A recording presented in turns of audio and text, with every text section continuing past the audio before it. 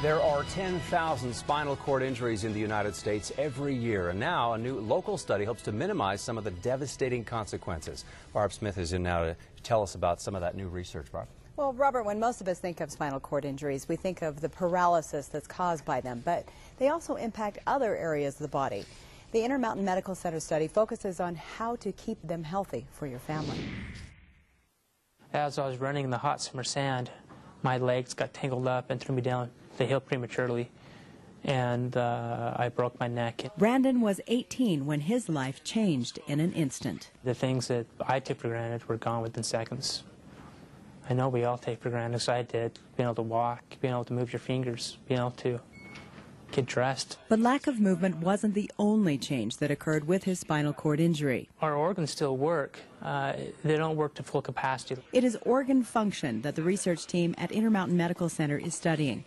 They want to know when it begins to change. Organ function has never been studied in the first few days, weeks, and months after a spinal cord accident. It will give us really useful information for new treatments that may be coming up in the future. What doctors know now is over time people with spinal cord injuries develop heart and breathing problems. Their body composition changes, and so do their hormones.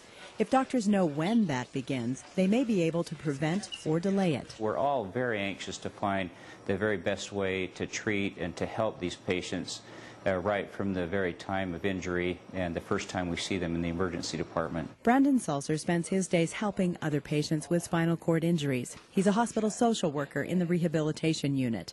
He says any research brings hope. It will improve lives and the quality of life, and with hopes that we'll be able to live long enough till the time comes where science does catch up and we'll be able to be walking out of our wheelchairs.